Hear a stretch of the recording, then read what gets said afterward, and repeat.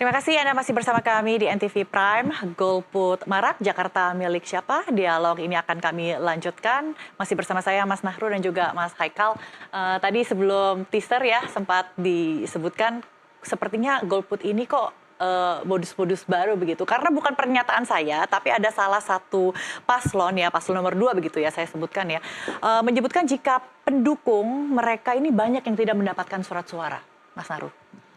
Ya, apakah golput termasuk salah satu modus kecurangan baru ya? Belum kita bisa pelajari ya, kita harus telaah lagi ya. Itu kan statement dari salah satu paslon ya. Tapi yang perlu kita garis bawahi memang ketika golput ini terjadi sangat tinggi, yang tadi sempat disampaikan bahwa memang harus ada inovasi dari partai-partai politik untuk menghadirkan gairah terkait pemilihan. Lalu juga harus ada perubahan terkait jadwal.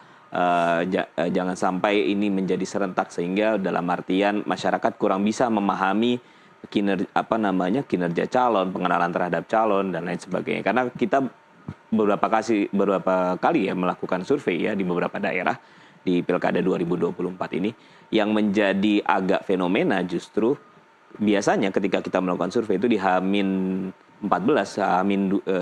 seminggu itu pengenalan masing-masing pasangan calon tuh biasanya sudah di angka 80-90%. Tapi untuk Pilkada 2024 ini ada yang menarik ya, bahwa memang pengenalan pasangan calon itu kadang-kadang hanya sampai di angka 70, paling tinggi itu di 80%. Lain kalau memang dia adalah petahana atau pernah menjabat sebelumnya. Nah, itu yang mungkin menjadi PR ya, bukan terkait apakah ini modus kecurangan baru. Saya rasa sih ini bukan modus kecurangan baru, tapi golput ini bentuk perlawanan ya terhadap sistem atau terhadap partai politik yang tidak menyediakan pilihan yang baik untuk masyarakat.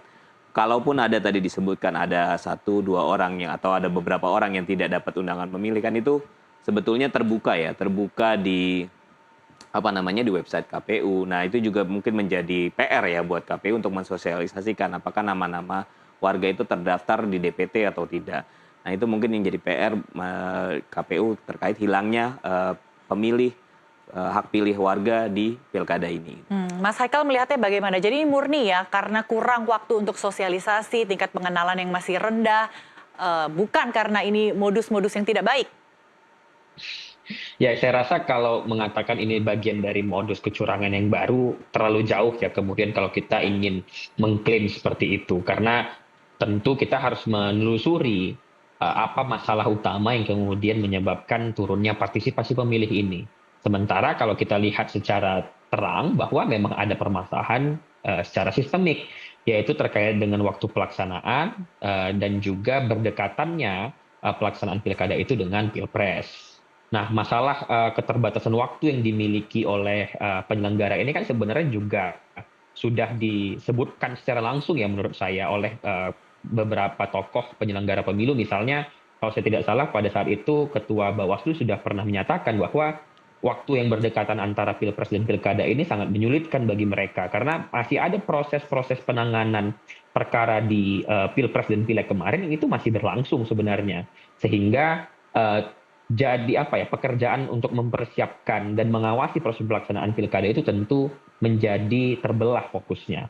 Nah, sementara itu juga seperti yang disampaikan Mas Nahru tadi, kita juga bisa melihat bahwa KPU sebagai penyelenggara pemilu sangat kewalahan untuk kemudian memberikan sosialisasi kepada masyarakat, termasuk misalnya memberikan atau mengantar surat undangan memilih itu kepada warga. Karena misalnya ini berdasarkan temuan kami di Perludem ya, karena kami melakukan pemantauan di hari H, ada beberapa titik yang kemudian ada kecenderungan KPPS itu memang tidak menyebarkan undangan tersebut. Jadi undangan itu ketika pemilih ataupun pemantau kami datang ke TPS, undangan itu masih di dalam bundel di tangan KPPS dan memang tidak disebarkan ternyata. Nah, ini kan juga sebenarnya menjadi permasalahan. Lalu bagaimana kemudian masyarakat juga memahami bagaimana haknya untuk memilih, lalu kemudian prosedurnya seperti apa, itu kan ada tanggung jawab di KPU. Jadi oleh karena itu memang sebenarnya secara keseluruhan permasalahan sistem dan waktu penyelenggaraan pilkada di tahun 2024 ini perlu dikaji sangat mendalam. Dan bagi kami di Perludem, kami punya satu proposal untuk kemudian memisahkan antara pemilu tingkat nasional maupun dan pemilu tingkat lokal itu setidaknya jaraknya 2 sampai 2,5 tahun agar proses evaluasi dari masyarakat terhadap pemilu sebelumnya itu sudah bisa terjadi dan masyarakat juga sudah bisa menilai bagaimana kinerja partai politik ataupun tokoh-tokoh dari sebuah partai politik untuk kemudian menyalurkan aspirasi mereka yang kemudian itu menjadi salah satu pertimbangan juga ketika mereka akan memilih calon di pilkada misalnya.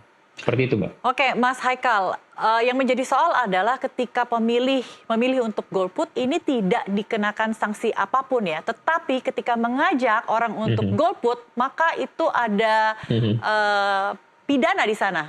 Seperti itu? Ya, ini perlu kita luruskan ya, karena kemarin memang santer kita mendengar bahwa golput itu bisa dipidana. Narasinya kan kira-kira seperti itu ya, ketika ada gerakan coblos 3 pasang paslon atau kemudian rusak surat suara. Jadi kami perlu luruskan bahwa golput itu adalah hak dari warga negara. Walaupun kami di Perludem selalu menyuarakan bagi masyarakat untuk kemudian tidak mengambil hak tersebut, tetapi mengambil hak yang lainnya, yaitu memberikan suaranya di dalam hari pemungutan suara di TPS. Tetapi kembali lagi bahwa memilih di Indonesia itu adalah suatu hak, bukan kewajiban. Sehingga tidak ada kemudian larangan bagi seseorang warga negara untuk memilih ataupun tidak memilih. Lalu terkait dengan ajakan golput itu sendiri, itu juga ada unsur lain sebenarnya yang diatur di dalam Undang-Undang Pemilu. Bahwa ajakan golput yang dapat dipidana atau dikategorikan sebagai suatu pelanggaran pidana pemilu, itu adalah golput yang diikuti dengan misalnya tindakan intimidasi, lalu kemudian tindakan memberi iming-iming ataupun imbalan. Jadi ada unsur lain selain ajakan golput yang kemudian itu harus diikuti ketika peristiwa ajakan golput itu dilakukan. Jadi kalau golput misalnya dengan cara ada seseorang menghalang-halangi orang lain untuk memilih, jadi mengancam kalau Anda memilih maka Anda akan terkena hal-hal seperti A, B, dan C misalnya. Atau kemudian Anda lebih baik tidak memilih saja, nanti akan saya berikan sejumlah uang atau sejumlah barang. Itu yang kemudian baru dapat dikategorikan atau digolongkan sebagai tindakan pidana di dalam pemilu. Namun kalau gerakan itu adalah gerakan kesamaan persepsi misalnya, ada sekelompok masyarakat yang sama-sama jenuh misalnya, atau sama-sama tidak melihat ada proses demokrasi yang baik di dalam penentuan kandidat yang dilakukan oleh partai politik. Lalu mereka kemudian bergabung, berkumpul, menyuarakan, mengkampanyekan untuk melakukan golput atau dengan cara datang ke TPS dan coblos ketiga ataupun seluruh paslon yang ada. Nah itu tidak bisa kita golongkan, menurut kami itu tidak bisa kita golongkan sebagai tindakan pidana yang dilarang. Karena tidak ada intimidasi yang dilakukan ataupun pemberian imbalan atau iming-imingan imbalan yang dilakukan ketika mengajak atau mengkampanyekan golput itu sendiri. Jadi harus dibedakan itu Mbak Mona. Baik, terima kasih penjelasannya. Itu sangat mencerahkan sekali ya, karena selama ini kan blunder sekali terkait dengan golput akan bisa dipidana loh. Itu berseliweran di media sosial. Mas Nahru, kalau Anda melihat ini angka yang golput kan tinggi banget, bahkan menyaingi 2 paslon. Nah ini dampaknya apa sih terhadap legitimasi jika ia terpilih nantinya? Ya, tadi sudah disampaikan oleh Mas Haikal ya. Kalaupun terpilih ya ini tetap dianggap sah ya. Pasangan calon ini tetap dianggap sah. Tapi yang jadi PR adalah memang ini jadi PR untuk masing atau paslon yang terpilih nanti dan dilantik nanti bahwa memang dia harus membuktikan ya. Ketika dia dipilih dengan sebagian kecil masyarakat, dia harus membuktikan bahwa dia sebetulnya bisa memenuhi kepentingan masyarakat yang tadinya berpikir negatif atau tidak memilih Skeptis, dia ya atau skeptif lah. Sehingga pada akhirnya nanti di putaran atau di pemilihan selanjutnya masyarakat menjadi tertarik bahwa orang-orang ini atau pasangan calon ini yang sudah dipilih dan sudah terpilih ini bisa bekerja dengan baik sehingga pantas untuk dipilih kembali gitu. Ini akan menjadi pertimbangan para pemimpin elit politik kita ya, dan juga pemimpin terpilih nantinya. Mas Haikal terakhir, mungkin tadi kan disebutkan kalau misalnya hak pilih di Indonesia ini adalah bentuknya hak ya, boleh iya, boleh tidak. Jadi tidak ada kewajiban. Artinya ada negara lain yang mewajibkan ya warganya untuk memilih. Apakah tidak sebaiknya kita ke sana saja gitu agar tingkat partisipasi ini lebih baik lagi?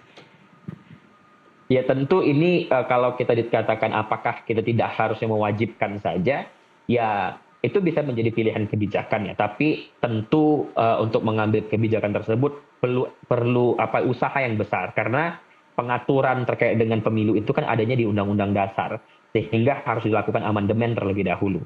Dan itu juga sebenarnya yang kemudian ingin dikanalisasi oleh beberapa teman waktu itu, kelompok masyarakat sipil ya, yang kemudian melakukan pengujian undang-undang pemilu dan pilkada itu ke Mahkamah Konstitusi untuk kemudian mengakomodir satu sistem yang disebut dengan none of the above atau nota. Artinya kita menyediakan kolom untuk tidak memilih di dalam surat suara. Sehingga ini bisa dianggap sebagai kanalisasi dari proses politik dan proses demokrasi yang terjadi ketika masyarakat tidak ingin memilih. Jadi ketika masyarakat tidak ingin memilih, dia tetap diberikan pilihan untuk tidak memilih melalui surat suaranya dan suaranya akan dihitung. Tetapi memang ada satu kendala yang kemudian perlu kita cermati lebih jauh adalah bagaimana ketika atau yang kita kenal dengan kotak kosong lah misalnya ya selama ini, kotak kosong itu yang menang karena kan itu akan berpengaruh kepada proses regenerasi, proses pemerintahan itu secara meluas.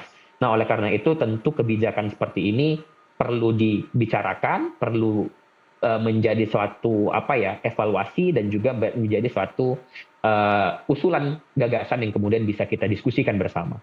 Baik, jadi tingkat golput yang tinggi ini secara tidak langsung memberikan pesan ya kepada pemimpin yang terpilih nantinya. Dan tentunya para elit politik, kemudian KPU juga harus mengevaluasi agar iklim politik di tanah air ini bisa lebih baik lagi. Terima kasih Mas Haikal dari Perludem yang telah bergabung melalui Zoom dan juga Mas Nahrudin dari Carta Politika. Terima kasih sudah bertandang ke studio kami. Terima kasih Mbak Mona. Pemirsa tetaplah di tempat Anda karena NTV Prime masih akan segera kembali.